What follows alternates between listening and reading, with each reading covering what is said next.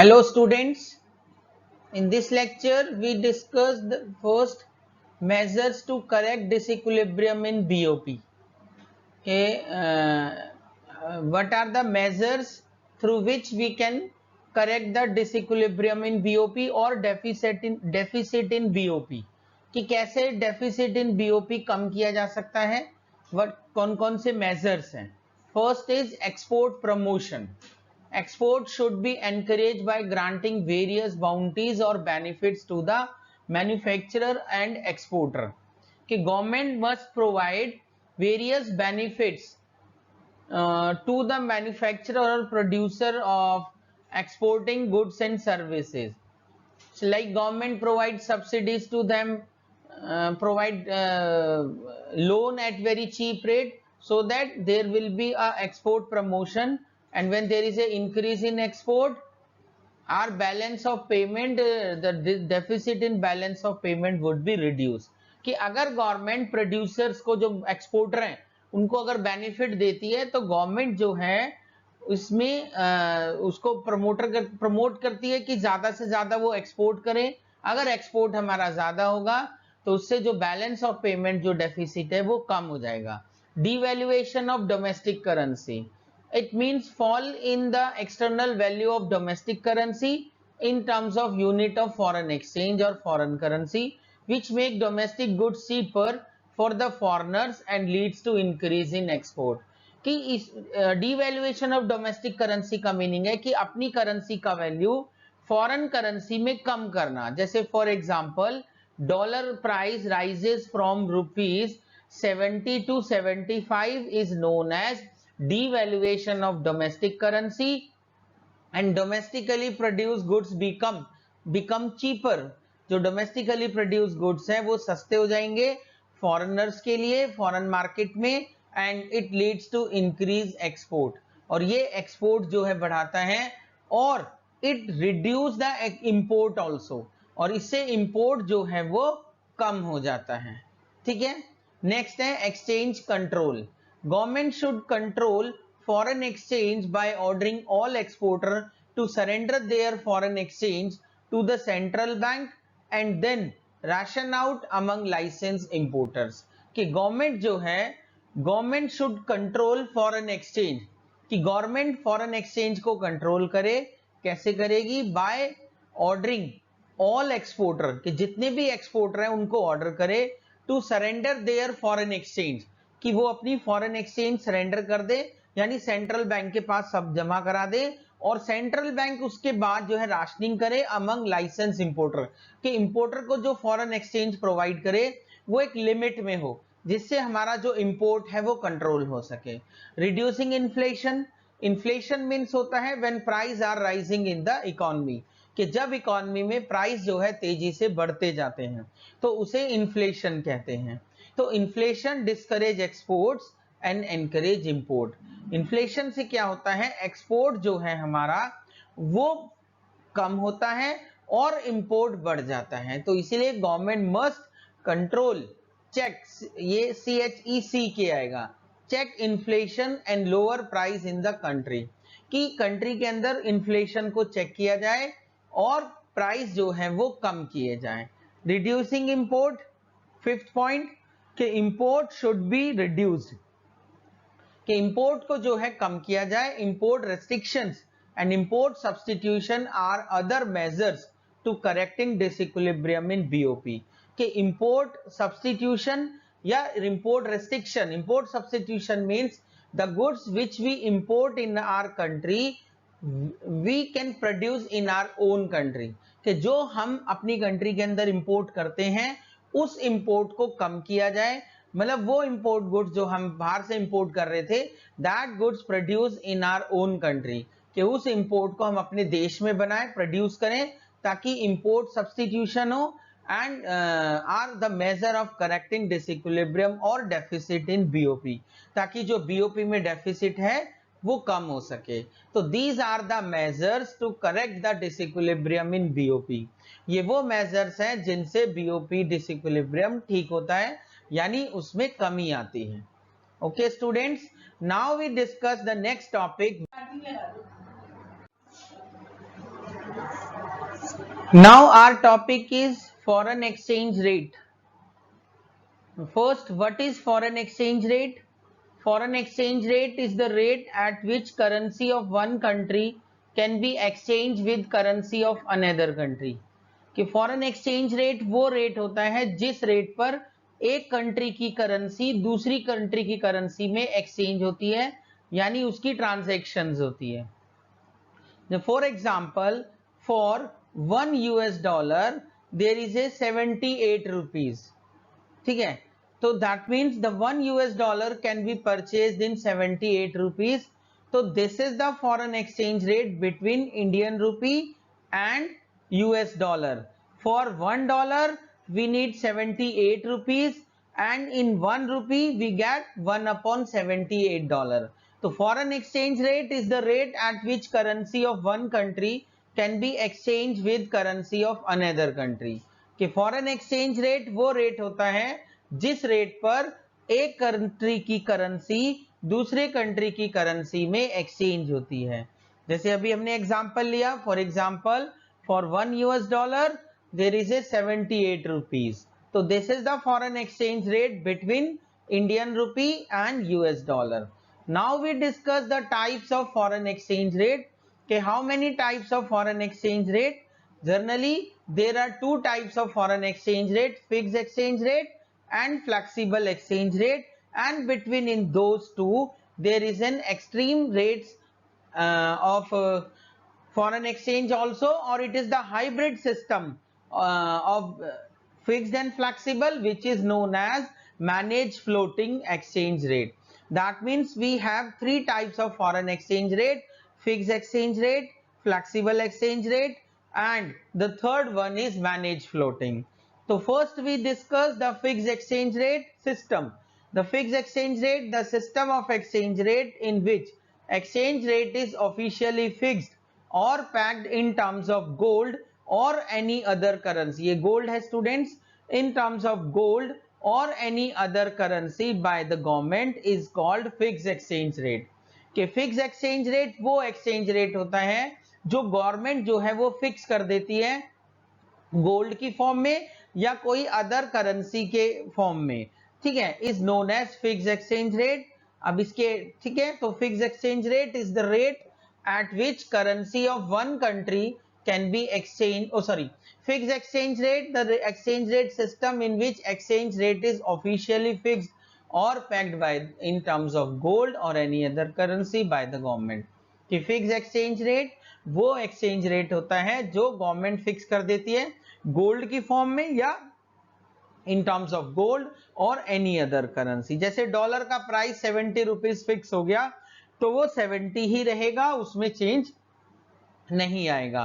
Advantage of fix exchange rate, it contributes to the coordination of new policy of the country in an interdependent world economy.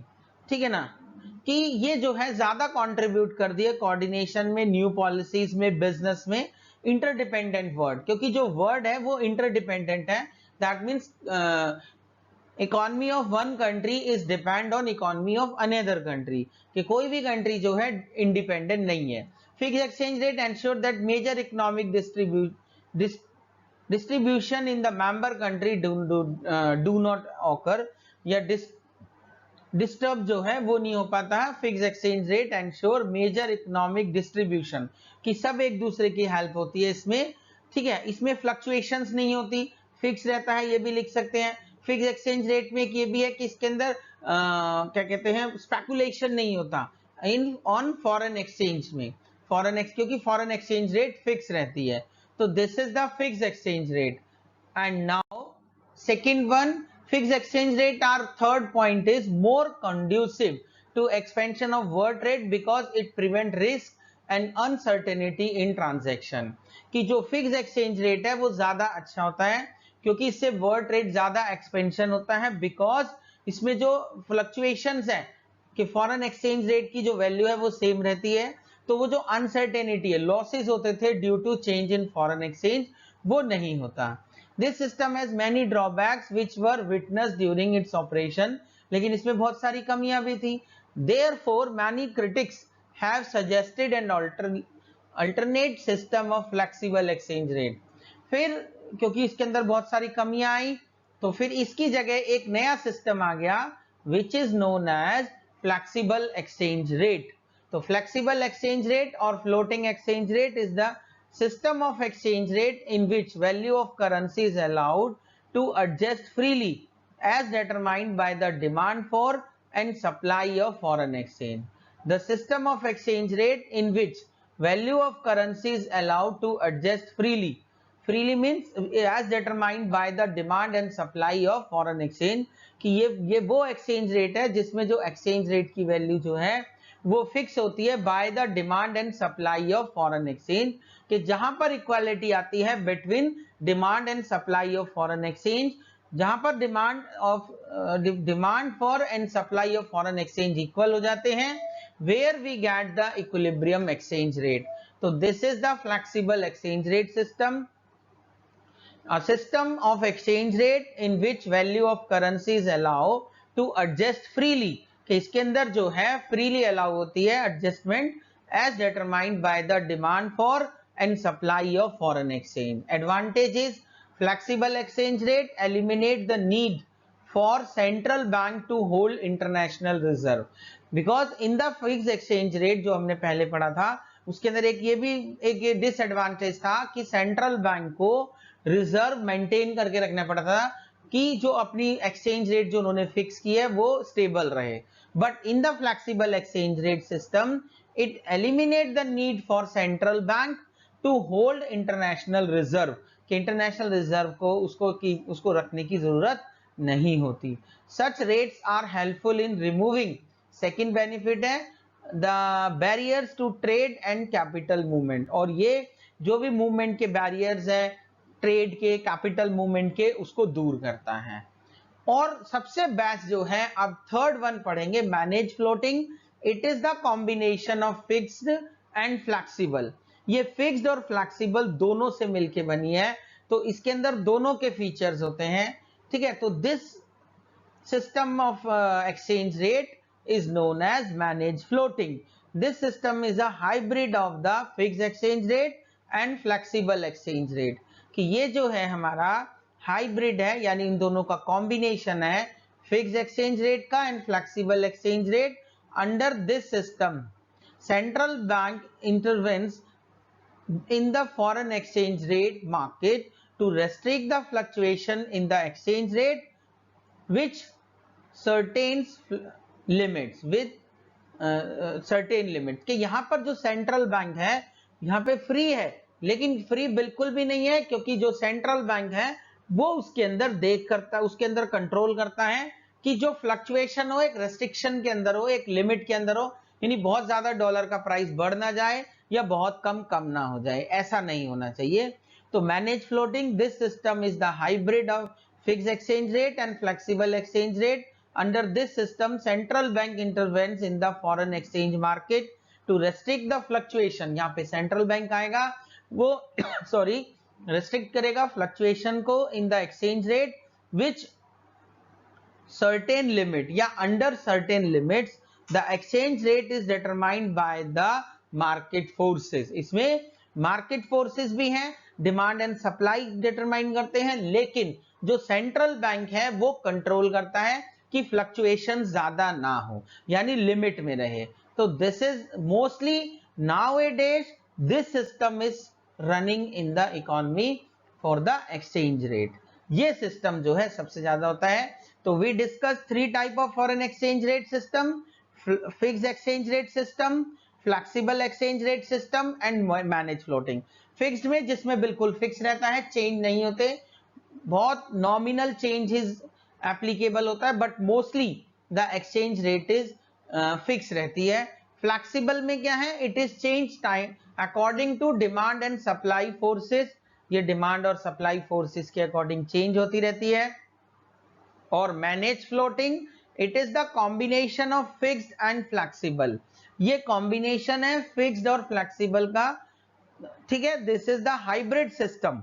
Hybrid का मतलब है इसके अंदर दोनों के benefit है, फिक्स के भी हैं फ्लेक्सिबल भी है, कि मार्केट फोर्स भी इसको अप्लाई करता है, लेकिन सेंट्रल बैंक भी इसको कंट्रोल करके रखता है कि बहुत ज्यादा अगर हमारी फॉरेन एक्सचेंज की मनी मतलब हमारे रुपए का वैल्यू बहुत ज्यादा गिर जाती है तो सेंट्रल बैंक इंटरवेंस। इसी तरीके से अगर डॉलर बहुत हमारी करेंसी की वैल्यू बढ़ जाए यानी कि डॉलर का प्राइस बहुत ज्यादा कम हो जाएगा तो भी वो सही नहीं होता, तो उसको कंट्रोल किया जाता है। तो this is the types of foreign exchange rate. And what are the sources of demand for foreign exchange के when we need demand and then we तो when we need demand of foreign exchange कि generally we have not the need of the demand of foreign exchange, but when we need demand of foreign exchange या foreign currency की हमें कब demand होती है, तो what are the sources of demand for foreign exchange या foreign currency के sources है यानी कि when we need foreign exchange तो payment in foreign exchange cause demand for foreign exchange कि जब हम फॉरेन एक्सचेंज में पेमेंट करते हैं तो there is a demand for foreign exchange. Following factor cause demand for foreign exchange और ये फैक्टर्स हैं जो डिमांड करते हैं फॉरेन एक्सचेंज की।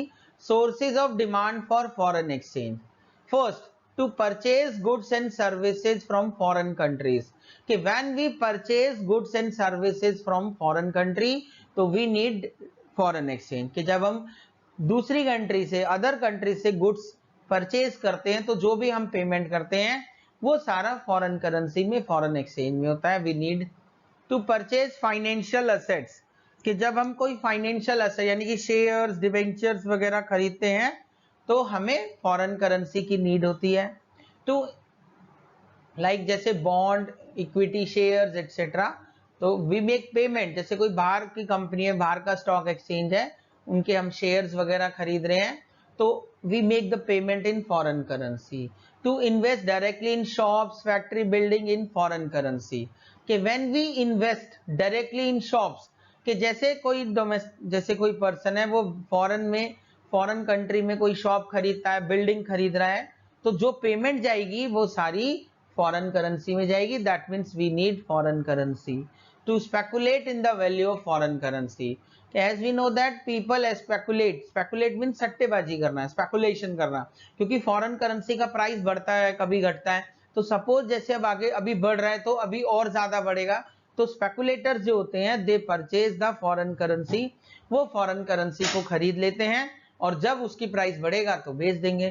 तो नाउ दे नीड तो उन्होंने अभी खरीदी डिमांड की है तो this is the source of demand for foreign exchange. To send आएगा ये टू सेंड गिफ्ट अब्रॉड कि जब हम दूसरे देशों में गिफ्ट भेजते हैं ठीक है ना तो वो फॉरेन जो भी पेमेंट होगी वो फॉरेन करेंसी में करेंगे। To undertake foreign tour and remittance to their family by the foreign working से इन इंडिया जैसे अभी कहने टू अंडरटेक फॉरेन टूर जैसे अब कोई पर्सन फॉरेन टूर जाता है या फिर ये नेक्स्ट पॉइंट ये देखा जाए तो remittance to their family by foreigner working in India से इन इंडिया कोई फॉरेनर है वो हमारे देश में काम कर रहा है तो जब वो अपनी फैमिली को पैसा भेजेगा तो he will stand in foreign currency तो यानी कि ही नीड्स फॉरेन एक्सचेंज। ठीक है तो these are the sources of foreign exchange कि कब कब हमें फॉरेन एक्सचेंज की डिमांड होती है जब हम गुड्स एंड सर्विसेज फॉरेन से खरीदते हैं, फॉरेन फाइनेंशियल एसेट्स परचेज करते हैं, invest direct in shops factory building in foreign country, to speculate on the value of foreign currencies, to send gift abroad कि बाहर हम दूसरे देशों में गिफ्ट भेज रहे हैं जैसे अब अगर सपोज कोई पर्सन है उसका ब्रदर बाहर रहता है वो उसको यहाँ से इंडिया से कोई गिफ्ट सेंड कर रहा है तो जो पेमेंट होगी वो फॉरेन करेंसी में होगी। To undertake foreign tours foreign घूमने जा रहे हैं हम। To remittance to their family by foreign working से इन इंडिया जो फॉरेनर्स हैं वो हमारे देश में काम करते हैं वो अपनी फैमिली को पैसा भेजेंगे तो फॉरेन करेंसी में ही दिया जाएगा। अब नेक्स्ट है what are the sources of supply of foreign exchange कि कौन कौन से सोर्स हैं सप्लाई ऑफ फॉरेन एक्सचेंज के यानी received in foreign exchange supply result in supply of foreign exchange कि जब हमें फॉरेन एक्सचेंज मिलती है रिसीव्ड होती है तो वो सप्लाई कहलाती है।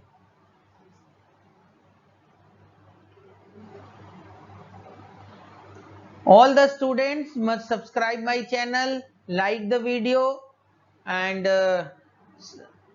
comment on it, share the video so and the student must like so that all the student get notification of my new videos and like the videos because it is very inspirable for me.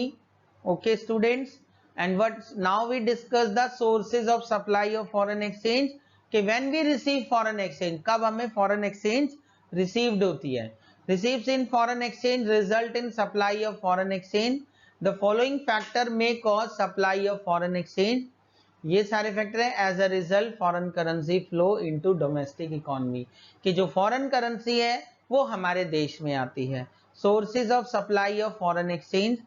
When foreigner purchase home countries goods and services through export by India, कि जब foreigners हमारे goods and services को खरीदते हैं यानी हम उनको export करते हैं तो उनसे जो हमें पैसा आता है वो फॉरेन करेंसी में आता है. When foreigner invest in bonds and equity shares of the home country, जो फॉरेनर्स हैं, जो विदेशी लोग हैं, जब वो हमारे देश के कंपनी के शेयर वगैरह खरीदते हैं, जैसे हमारे यहाँ स्टॉक एक्सचेंज है, बॉम्बे स्टॉक एक्सचेंज, निफ्टी है, वहां पे कंपनी के शेयर खरीदते हैं, तो at that time they make payment in foreign currency. When currency dealer and speculator cause flow of foreign currency in the domestic economy, जो करेंसी डीलर है, स्पेकुलेटर है, अब जैसे डॉलर का प्राइस बढ़ गया तो वो क्या करेंगे, डॉलर जो है वो उसको यहाँ इंडिया में वापसी सप्लाई करेंगे, बेचेंगे, तो उससे सप्लाई होगी, यानी हमारी कंट्री के अंदर फॉरेन करेंसी बढ़ जाएगी. When Indian worker working abroad and their saving to families in India, कि जब जो फॉरेनर्स हैं, जो फॉरेन में इंडियंस काम कर रहे हैं, जब वो अपनी फैमिली को सेविंग वगैरह भेजते हैं तो वो हमारे यहाँ सप्लाई ऑफ फॉरेन एक्सचेंज कहलाएगी. When foreign tourist come in India, जब फॉरेन टूरिस्ट इंडिया आते हैं, हमारे देश में आते हैं, तो फॉरेन एक्सचेंज हमें रिसीव होती है. ठीक है ना. तो these are the sources of supply of foreign exchange, के we receive the foreign exchange.